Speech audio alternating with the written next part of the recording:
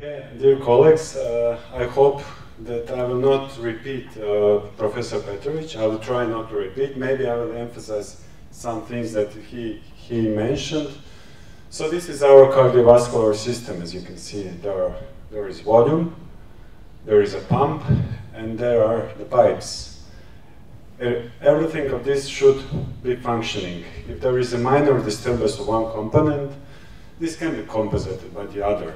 But if there is a more serious and long-standing disorder, that can lead to the shock.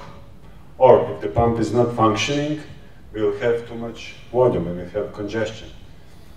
So on some, let's say, more medical way, this is also our cardiovascular system. And you can see in the center is cardiac output and mean artery pressure. This is something that we need to keep our brain and our vital organs alive. And you can see what all is needed for this. So here's the stroke volume. Stroke volume is a function of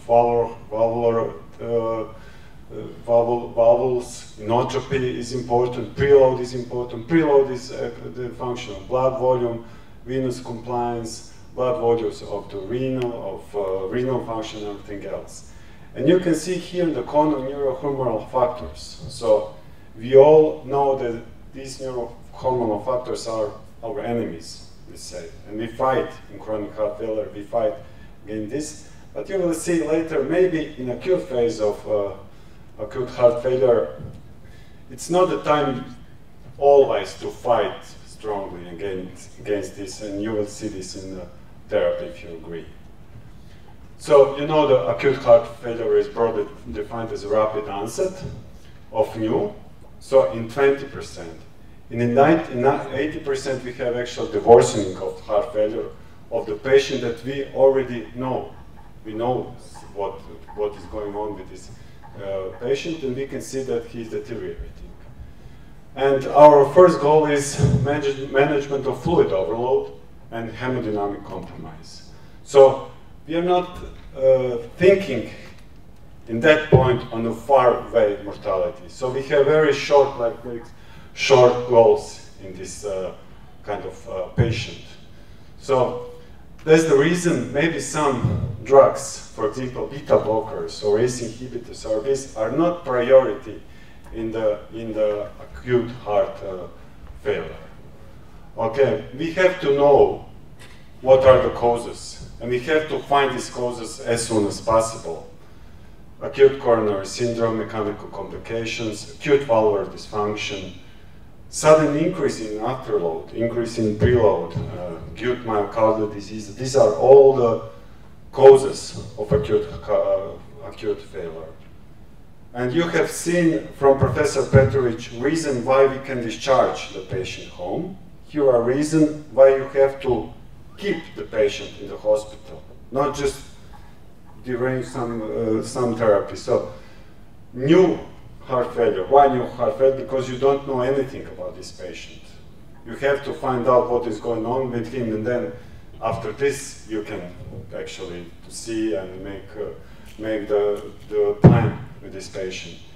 And also, when you have the very serious repeated representation of acute heart failure over rather short period. So the patient is always coming to the emergency department. If once is not enough, then twice I think is enough. Okay?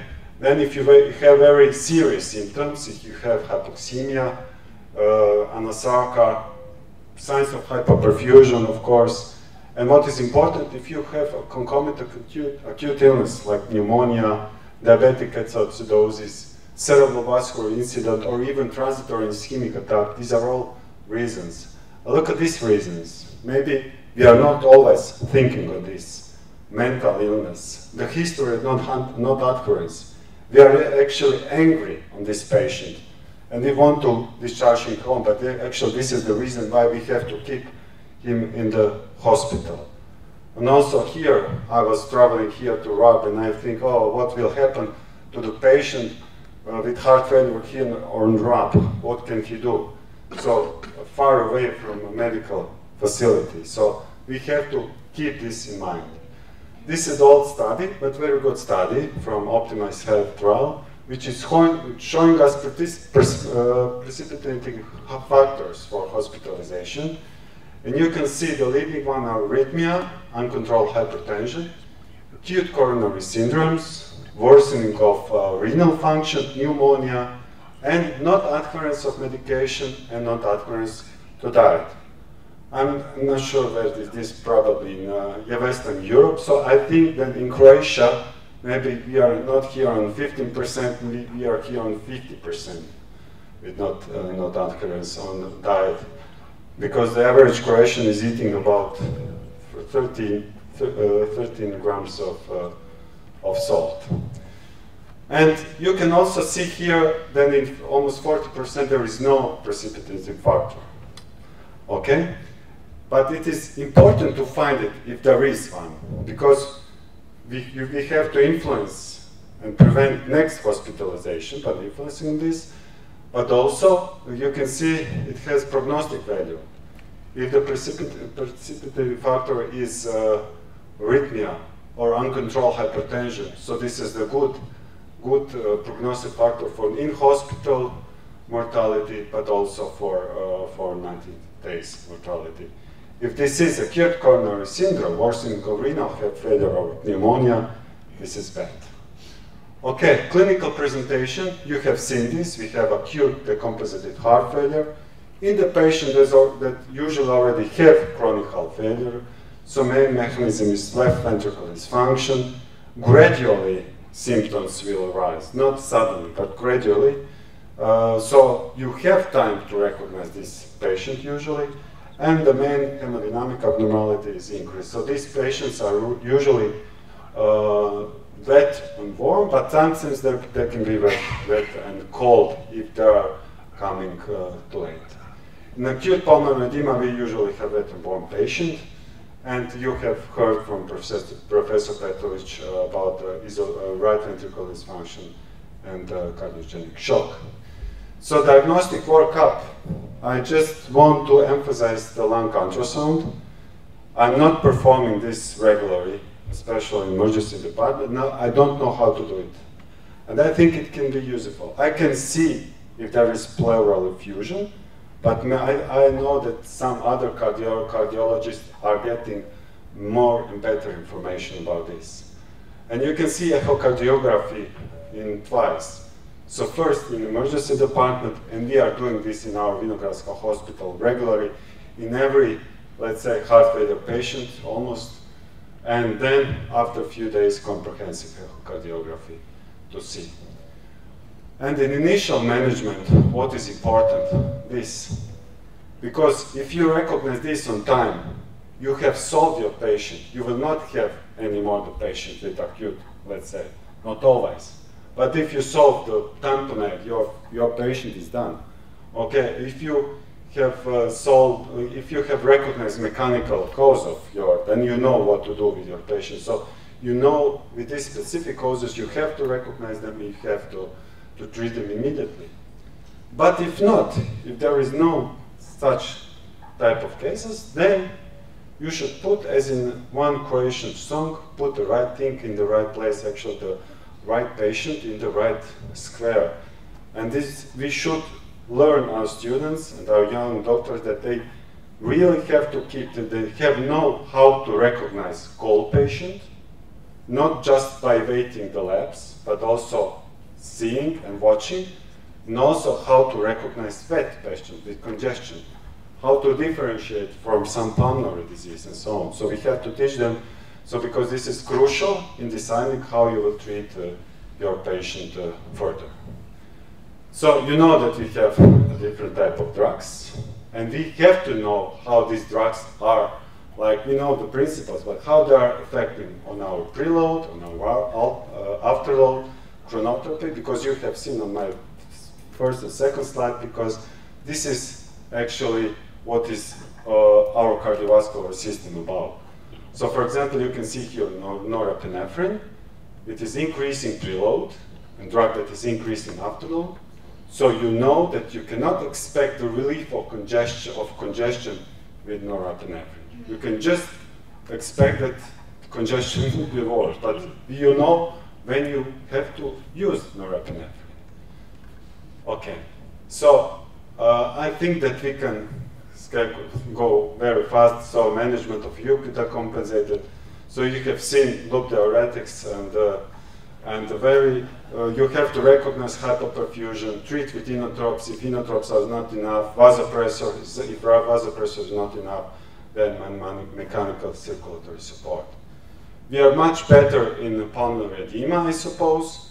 So we can treat this with diuretics and vasodilators. Rarely we have actually hypoperfusion, and then we have to treat with inotropes and vasopressors, but not. So this is rarely. What is some goals about the diuretic therapy?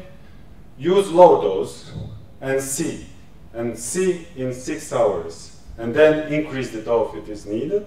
You can also add another diuretic. Always give as continuous infusion or 2 to 3 times daily, not just in one dose.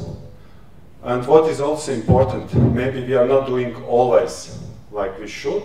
Discharge from the hospital with persistent, don't discharge from hospital with persistent congestion. Because this patient, as you always see, he will come back soon. And also, it is good to establish the appropriate long-term diuretic. We have the problem here because the hospital food is not the same as the food at home, usually, this patient. We have the problem with cardiorenal syndrome. We know why it happens, because of low cardiac output, because of activation of our enemy, let's say, and because of venous congestion, higher intravenous pressure, and everything else. How to deal with this? Okay, we have to recognize other potential causes of kidney injury. This is very important. We have to maybe sometimes continue with diuretic therapy despite the fact that blood urea is high. But if we are following creatinine, maybe we can continue, because it is extremely important to relieve the patient of congestion. Maybe the central venous pressure will go down, and then we will actually have the better renal function. But sometimes it is not enough. We have to go on ultrafiltration, dialysis, inotropes when it is needed. And what is also important in this kind of patient to maybe stop temporarily the ACE inhibitors and angiotensin receptor blocker, or so on. About the vasodilators therapy, nothing special. Nitroprusside, when it is really extremely important to reduce afterload, for example, in severe hypertension, aortic dissection, maybe some acute mitral regurgitation, rupture of the cord, or so something, and nitroglycerin when we do not have the response to diuretics. But what is here important, avoid hypertension. As you can see, because after initial improvement, you can have deterioration of our patient. You can see this study that the blood pressure less than 25% that is going down is better. My personal opinion from all the patients about acute heart failure, if I can say my opinion, that we should measure blood pressure manually. I don't believe in blood pressures that are measured in emergency department with these devices, because very often I experienced actually the false values, and then you are making very, very serious decision about your patient based on the false blood pressure. Okay, before discharge, what is important? Of course, as I mentioned, relieve oxygen, treat every comorbidities that you have, initiate, restart, or go back with optimal medical therapy, try to upgrade this dosage as much as possible.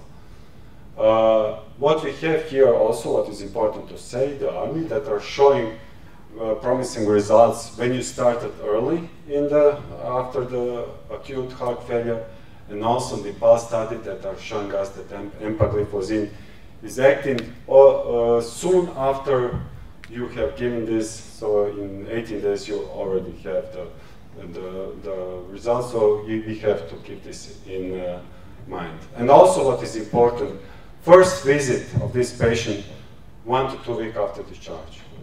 We have to I think that in every patient we have to do this. 5 or 10 minutes, okay, but you have to see, and I think that we have to check our labs, because the hospitalization is not just a marker of death of this patient, but also the cause of that, because you are changing everything, and then you are expelling your patient home and making disturbances in this therapy, and so everything can happen after this. So you have to see him very soon. What about the hypertension, hyperperfusion shock? You know that we have inotropes, vasopressors in this kind of patient, but we can also give vasodilators therapy, but in small dosage, I would say, very slight, and diuretic therapy, very bad, and we can use mechanical circulatory support.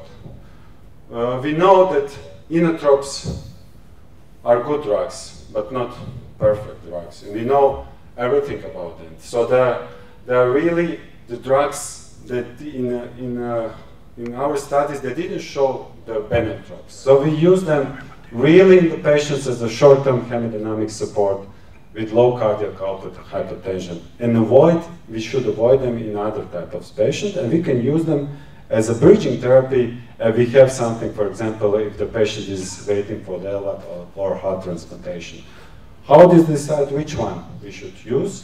So if we have hypertension, dobutamine is preferred instead of milrinone and levosimendan, because they have this hypotension effect. We have seen in levosimendan, in some studies, that this hypertension can lead actually to maybe to increased mortality of our patients. If we have renal insufficiency, dobutamine is okay. Levosimendan is renoprotective, also okay, but milrinone is not okay. But also if we have beta blocker use, levosimendan or milrinone, but especially levosimendan is preferable to maybe to dobutamine. This is maybe some of the reason why he's better in some studies in front of dobutamine. As you can see, I will just tell a few words on levosimendan and then I will finish. So this is not just calcium synthesizer, it has also phosphodiesterase inhibition activity and some other activities, renoprotective activity. So it increased a very good hemodynamic effect, comparable. So it is increasing the function of the heart, the cardiac output, but also decreasing afterload because of this vasodilatation. So our cardiac afterload is much better. And you can see first the Ruslan trial in 500 patients. It was very promising. So in 14-day mortality, but other bigger trial didn't receive this, so didn't repeat this so promising results because of hypertension and because of this cardiac arrhythmia. But when you compare it to the dobutamine, also the LIDO trial, for example, showed us greater hemodynamic improvement and significantly lower mortality. So the problem with levosimendan in acute decompensated heart failure is maybe the number of patients. So we still do not have the real big studies showing actually the benefit. But when we use it, personally, we have good experience with this drug. You can see this, for example, meta-analysis of all these studies showing that in contrast to adrenergic dobutamine, for example, levosimendan does not appear to be associated with increased mortalities our patient, and with trend to decrease actually the mortality. Only what is important, I think, to check the blood pressure, not to go if really the blood pressure is low in patients. So it should be, I would say, more than 100. So these are the patients that might benefit from levosimendan. Ischemic etiology, blood pressure more than 100. Those that are being treated with beta blockers, and if you have the renal failure because of renal protective. You all know the LAN, excellent study, but small, not very big study. Primary point was NT-proBNP, the secondary safety and quality of life, and it really shows the decrease of NT-proBNP and decrease of hospitalization in much better quality of life. So very good. This is for outpatient clinic, and I am sure that we all are using this study in our chronic heart failure patients to keep them in, without hospitalization with the good quality, and also to help us to give the patient the optimal medical therapy that we all know that the patient is. So here is the checklist for our patient. With acute heart failures, improve symptoms, congestion, low output, restore oxygenation by non-invasive ventilation and oxygen and everything else, optimize volume status, identify the etiology of the patient, precipitating factors if there is one, optimize chronic therapy at the end of your hospitalization, minimize side effects of this therapy, see for revascularization, maybe TAVI, mitral clip, ICD, CRT, anticoagulant therapy, and then, if it is possible, disease management program. So this should be checklist for your patients when you're discharging them home. And all this you should write, don't be lazy, put on your discharge letter as this doctor. Okay, thank you very much.